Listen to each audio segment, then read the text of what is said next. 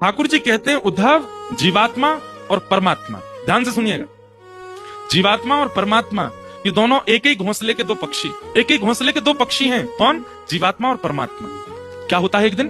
बोले जीवात्मा रूपी जो पक्षी है अपने घोंसले से एक दिन नीचे देखता है, और नीचे जब सृष्टि को देखता है तब वो परमात्मा से कहता है, अरे सुनो सुनो सुनो मित्र, मैंने कुछ अच्छा देखा। बोले क्या देखा? देखो कितने अच्छे पहाड़ हैं, कितनी अच्छी नदियां हैं, कितने अच्छे शहर हैं, कितने अच्छे बगीचे हैं, कितने अच्छे मैदान हैं।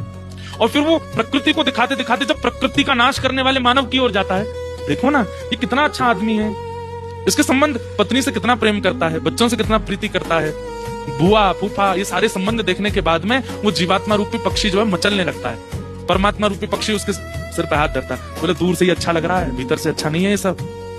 जीवात्मा कहता है नहीं नहीं नहीं, ये तो बहुत अच्छा है, सुनो मैं जाऊं। परमात्मा रूपी पक्षी कहता है नहीं, यहां जाओगे तो इन्हीं के जैसे हो जाओगे और फिर तुम मुझे भूल जाओगे, मुझसे दूर हो जाओगे।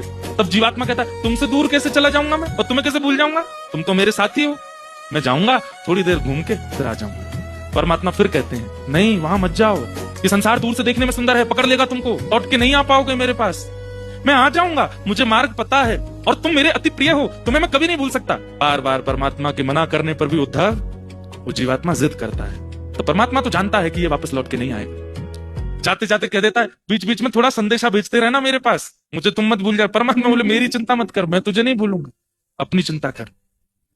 वो चला जाता है। जब वो जाता है तो जैसे ही संसार में जन्म लेता है, माता पिता भाई बंधु बुआ फूफा पत्नी मित्र सखा बच्चे सबके बीच में ऐसा रम जाता है। फिर परमात्मा को उसकी याद आती है, बोले पूछूं तो सही कब आएगा। तब किसी आचार्य को, किसी कथावक्ता को, किसी संत को अपने संदेश वाहक बना करके ठाकुर जी भेजते हैं, बोले उसको बताना कि वो मेरे से बिछड़ के आया है संसार में। जब कथावक्ता बताते हैं व्यक्ति सुनता है, दक्षिणा लेने के लिए कुछ भी बोलते हैं, हमारा कोई संबंध नहीं परमात्मा से, हम तो दूर के हैं, हमारे तो ये हैं, ये बैठे हैं बगल में, ये है बगल में लिपस्टिक लगा के बैठी है जो, ये हैं बच्चे जो टोपा पहन के बैठे हैं आगे, वो थोड़ा ही हमारा, वो तो बहुत दूर है हमसे। बीच में कई संदेश ठाकुर जी आचार्यों के रूप में भेजते हैं, लेकिन फिर भी जीवात्मा चेतता नहीं।